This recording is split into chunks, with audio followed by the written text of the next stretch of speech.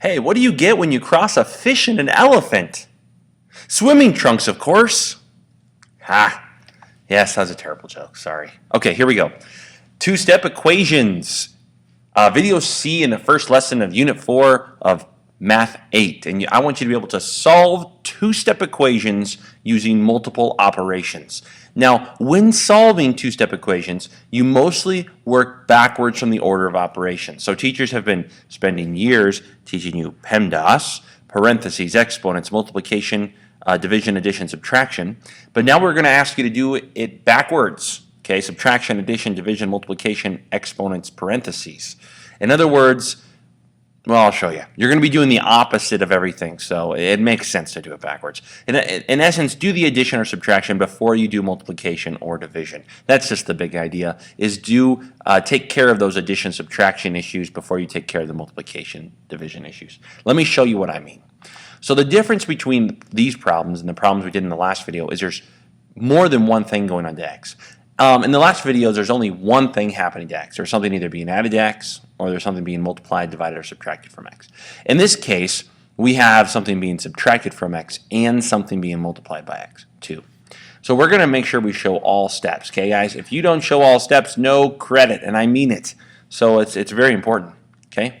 I don't want to make anybody redo all their work. So I'm going to start by just kind of copying down the problem here and thinking about, just like in the last video, the first step is to determine what's going on to x.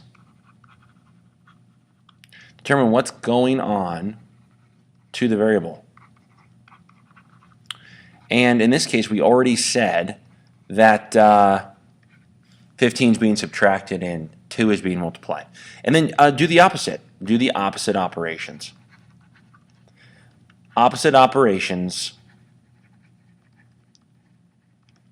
in an order opposite of PEMDAS. Okay?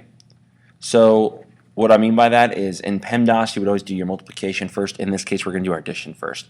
So we're going to have to add 15 to both sides of this equation. So that's what I'm going to start out by doing. It's kind of sloppy. Let me space this out a little bit better. So once we've added 15 to both sides, look what happens. Okay, we only change what needs to be changed. So negative 15 plus 15 is 0. So 2x minus 0 equals, here's my equal sign right here, so it comes down, 17 plus 15, which is 32. Okay. Now 2 times a number minus 0 is just 2 times that number, x. So 2x equals 32. You can rewrite it like that.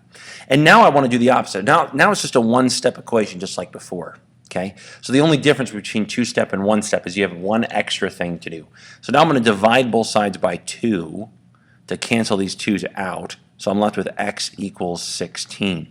And in case you weren't quite all the way awake on the last video, the reason these 2's cancel out is because 2 divided by 2 is 1, and 1 times x is just x. So that's why they leave.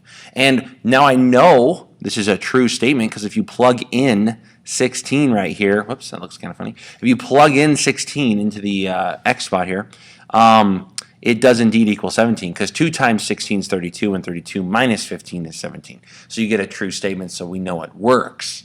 All right, let's do a few more examples. In this case, again, determine what's going on to x. Well, we've got a negative 10 and minus a 4x. So to get rid of this negative 10, we need to add 10 to both sides to get this 10 to go away.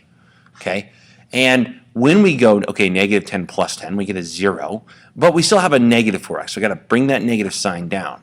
So basically in these situations, if you don't touch something, like if we don't mess with this negative 4x, it stays the same, okay? So don't think it goes away. So this is 44.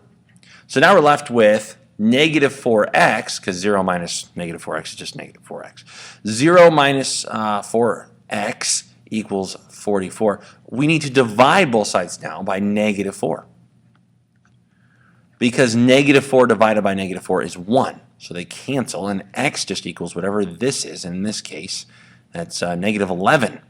So if I was to put in negative 11 here, let's see what would happen. I'm going to rewrite the problem, and this is a good way to check your work. Rewrite the problem and insert what you think x is in the place of x and see if it comes out right.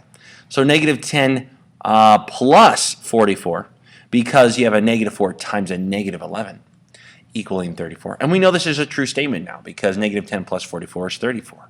And so if you end up with a true statement, you know you did it right. Just a few more examples, guys. You're doing good. Hang in there with me. So right here, again, what's going on to x? Well, we have an addition of 5 and a division of 9. Okay, so here's where I'm adding 5. This is where x is being divided by 9. Again, we're going to take care of the addition first before division. So we'd write x over 9. Oops, sorry. Excuse me. We are going to subtract 5 from both sides, of course. Let me write that this way. Okay, and we end up with x over 9 plus 0 equals 6. Now, if you guys don't want to write the plus 0 in, that's fine. If you just want to skip and just write x over 9, that's fine. But I'm just showing you what happens. Okay, this is positive 5 minus 5 gets me 0. And now I've got to do the opposite of division like we did in the last video. This is just a one-step equation again. So I'm going to multiply both sides of this by 9. The 9s, as we know, cancel, and we're left with just x equals 54. Again, if we were to plug 54 in here, 54 divided by 9 is 6, and 6 plus 5 is 11, so it would work. I think there's one more example after the number clue, and the number clue is it's 3 more than a prime number. So the mystery number, it is 3 more than a prime number, okay? All right, last example, and the reason I have this example is there's going to be fractions in your equations, and that's no big deal. I don't want you to be intimidated by them. They're just fractions. Always use the opposite operation.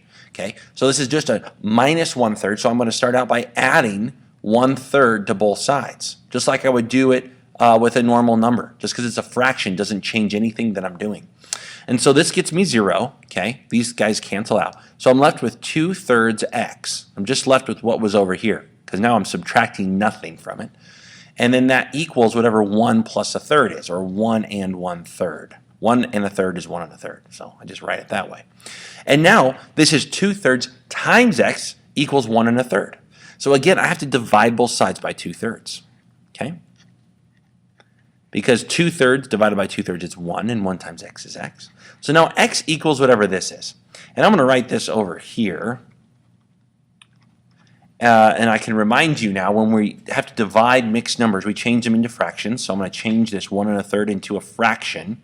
And if you forgot how to do that, it's the whole number times the denominator plus the numerator. So 1 times 3 plus 1 is 4. So it's 4/3. So I'm going to keep that. I'm going to change to multiplication and flip. Keep, change, flip. Cross simplify. And I end up with 2 over 1, or 2. So in this case, x must equal 2. But because there were fractions involved, I want to check it. So I'm going to copy down the original problem. Okay, I'm going to copy it down right here. And I'm going to insert what I think x is, 2, because this was times x, minus 1/3. And let's see if it equals 1. Well, 2/3 times 2, I'll do that work kind of over here to the side.